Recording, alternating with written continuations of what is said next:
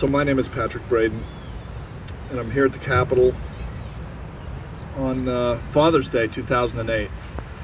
And I'm here with Mark Young and Dave Wilson, and a couple of other people have shown up, and a lot of people come and go today, but it's Father's Day, and I'm here to tell everybody about something a little worse than you hear at most father's rights, family law issues, and that is international child abductions. And international child abductions is a complex issue because it involves sovereign governments that want to rule the way they want to. And many governments are not interested in hearing from the United States. They don't want to hear, they don't want to be told what to do by the United States. And according to the U.S. Department of State and the National Center for Missing and Exploited Children, the worst country in the world where they've found the least amount of cooperation and have never been able to return one single illegally abducted child from is Japan. Japan is the one country on this planet that refuses to return one single illegally abducted child. And the Department of State has had zero cooperation from Japan. The National Center for Missing and Exploited Children has not had any cooperation. And March 16, 2006, that's 2 years and 3 months ago tomorrow, my daughter was abducted by her mom illegally in violation of numerous Los Angeles Superior Court orders, in violation of U.S. law, violation of the U.S. jurisdiction of custody of our child. And she pulled, and she's not unusual. According to a 1993 U.S. government survey, the estimated number of American children abducted from the United States to Japan is probably between 150 and 450 per year. Of course, that's 1993, and something that's changed since then is the internet, and globalization has really taken a lot of growth and has built thousands and thousands of international marriages since then. And as these international marriages grow, they produce international children, and just by virtue of the fact of some of the same reasons why many of these other folks are here, the family law system, the selling of the divorce industry on the world, which is eroding one of the main social building block, the foundational building block of society, which is the preservation of the family unit.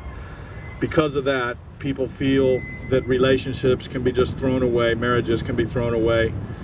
But when those marriages involve children, it gets really complicated, because in my eyes, a marriage with a child, having a child with your wife, your spouse, even your girlfriend, making the commitment to have a child is a lifetime commitment. This is for the rest of your life, and it's a deal for the rest of your life. You are committing yourself to taking care of that child for the rest of your life. And what ends up happening quite often is the children get caught up in this terrible tug-of-war, this legal battle between the parents, which is really accelerated by the attorneys. And the attorneys have their motivation, which is money.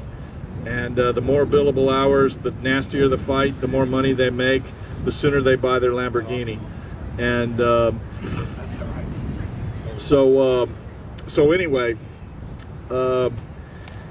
having your child abducted illegally to Japan is really only one step away from the worst case scenario. According to the National Center for Missing and Exploited Children, it's about 203,000 child abductions per year here in the United States.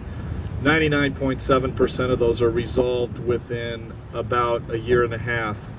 What is left is usually about 2,000 child abductions, and out of those 203,000 individual children abducted, there's about 2,000 that are unresolved, and out of those 2,000, 1,700 of those are international child abductions, and out of those 1,700, about 60% of those are resolved within 4 years.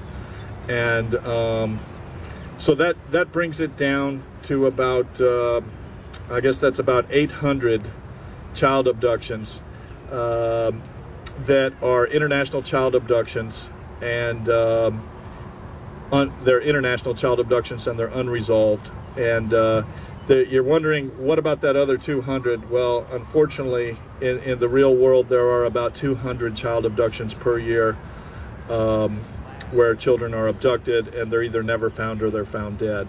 And so from my point of view, and seems to be the point of view of the National Center for Missing and Exploited Children, having your child abducted and taken to Japan is one step away from the worst case scenario, because 100% of all children ever abducted to Japan, and the first case we know of is 1951, 100% of them are unresolved. There has never been one single child returned from Japan.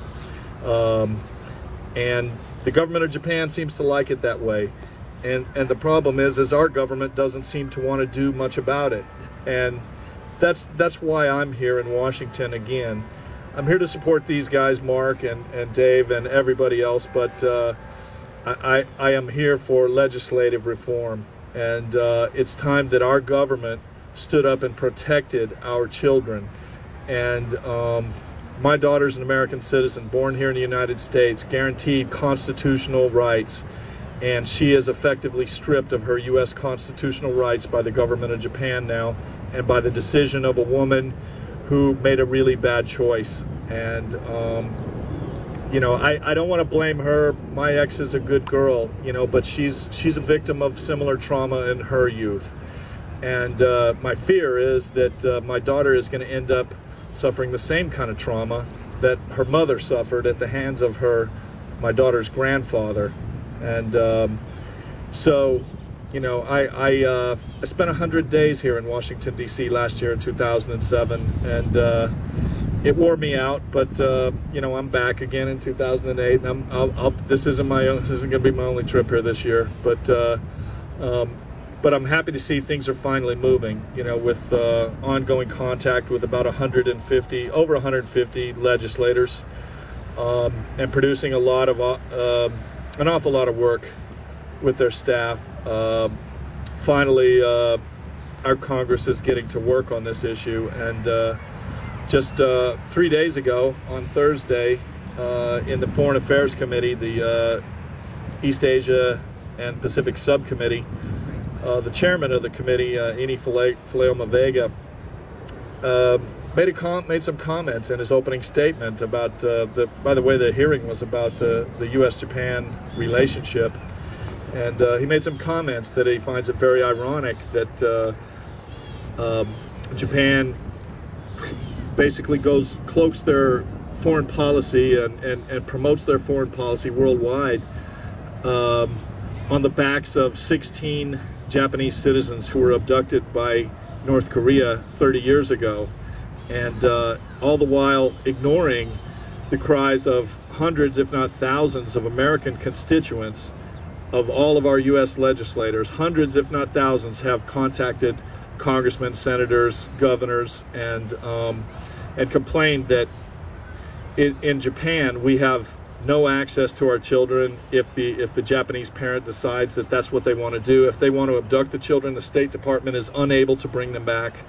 The National Center for Missing and Exploited Children has never been able to negotiate an access to one of those children, and it just seems to be that the Japanese government dares the U.S. government to do anything about it. And finally, our legislators are stepping up to the plate. But it didn't come for free. You know, there's 25 years of people that I've met, you know, who have children in their 20s now who were abducted 20 years ago, and they can't get their children back. Their children are now adults, and they're alienated against them.